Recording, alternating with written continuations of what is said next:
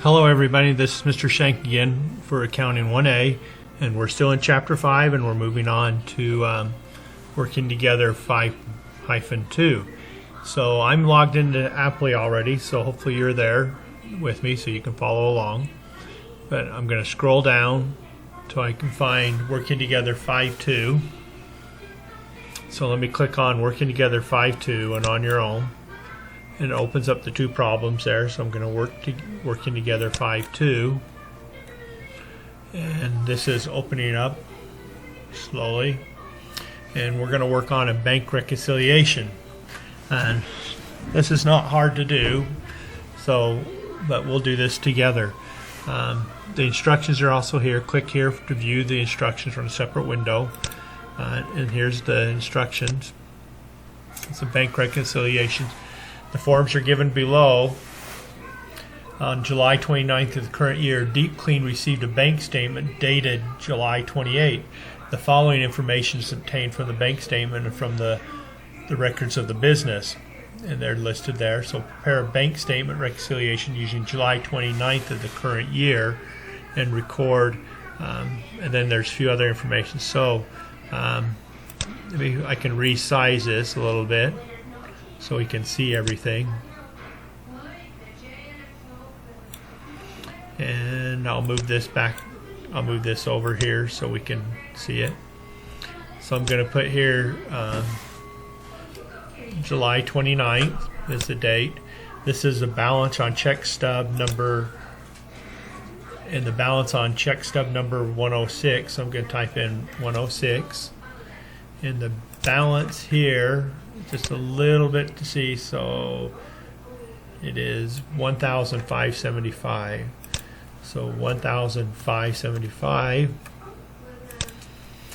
and then the information also that the bank's not, that we're not going to know about, is a service charge here. So, and that's $2, and it's a service charge. So I'm going to type in service charge here, so you can see that a little better, and then put $2 here in the outside column. And so then I'm going to take $1,575 minus the $2 service charge, and this is going to be my adjusted check stub balance. So in this case it's going to be 1,573. Okay, that finishes the left side of the bank reconciliation. So now we're going to do the right side, and this is the balance on the check stub, and the balance on the bank statement is 1,528. So I'm going to type in 1,528. And outstanding deposits mean, remember in the previous exercises, all transactions have to go through the Federal Reserve Bank, which takes about 2 or 3 days. So we could put a deposit in, the bank statement coming the next day, but it hasn't actually cleared the Federal Reserve Bank and hasn't made it back to our home bank. And so outstanding means the deposit's out in the system somewhere. So we're going to write this outstanding deposit, which is on July 28th for $150. So I'm going to put in the decimal one, 728, and it's for $150. And so now I'm going to put $150 here. And so now I'm going to take my bank statement balance plus my $150 charge here and add it up. So 1,528 plus 150 gives me the total of 1,678. Okay, the same is true.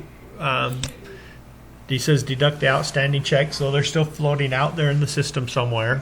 Maybe somebody's carrying around the wallet for a few days and just hasn't ever taken it to their bank to deposit it yet. So we're going to record this. Looks like we have 2 checks outstanding. Check number 103 for $70, and also the check number 105 for $35. Okay, so I add these 2 outstanding checks. They're floating out in the system, and I get 105, right? So 70 plus 35 is 105. Okay, and then I'm going to take this 1,678, I'm going to minus the 105, and it gives me 1,573. Okay, and these two numbers are the same, so that's a good sign. So we assume everything is accurate and correct on our checking book and also with our bank, so there's not any errors or mistakes. And banks do make mistakes because I think I mentioned the story in class where we were putting money into our son's savings account when he was young and all the way along, and also we discovered after a year or two there was no money in his savings account, and we thought, well, we've been putting like $30 or $40 every month into his savings account, so where is that money gone to?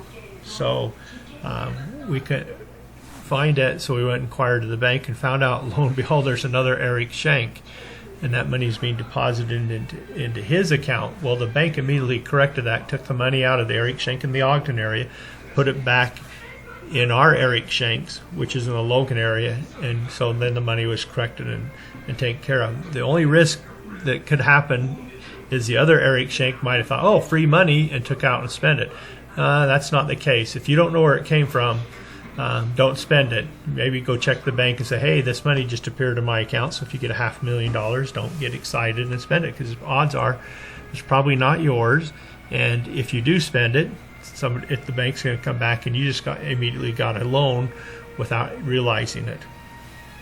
Okay, so be careful with that. So the banks do make errors, and that's the reason we do the bank reconciliation, to make sure there's not any errors on our part and also not any errors on the bank's part.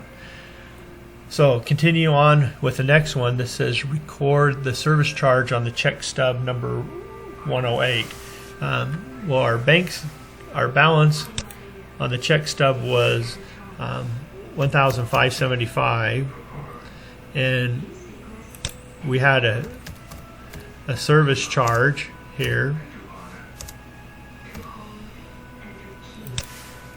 in which we didn't know about until we got our service charge of $2. So we're going to do a service charge, and then we got to take the $2 out of our checking, so that's going to be 1,573. So now the balance in our check register shows the balance that we got from the bank, and they both match now. So pretty nifty, pretty cool. Okay, so the next one says record the service charge in the general journal. So now we need to journalize this, and there's a memo telling us as a source document what to do. So remember what day it is? It's the 29th of July. In the service charge, we're just going to take it out of miscellaneous expense. And the source document is MEM 44 for memorandum for memo 44. And the dollar amount was $2. And then $2 is our credit to cash. And that will fix our cash account in our ledger, so everything's correct. And that actually completes working together 5-2. And so now we know everything's correct and stuff. And you should keep accurate records and stuff. You're from the generations where you don't do that like the older generation does, like anybody 35 years and younger just goes online, looks what the bank says as their balances, and adjusts it. You'd be an easy group of people to hack into electronically and skim off $1 or $2 from every one of you. And so if you think there's 1,000 students in River High and $2 from every one of you, and you guys would just think, oh, there's a mathematical error and I didn't make any mistakes. But this is the reason we do the bank reconciliation, to avoid any errors or mistakes on the bank or ourselves, and also to protect ourselves so we don't get our identity stolen and taken care of. Well, that finishes off 5-2. Let me give you time to work on your own 5-2, and then you can do applications 5-2. Good luck. It's good to have you in class, and hopefully this is clicking now, and I see a few of you are understanding this, so this is fantastic. And you guys have a great time. It's the only class you get to talk about money all the time, so it's great. See you.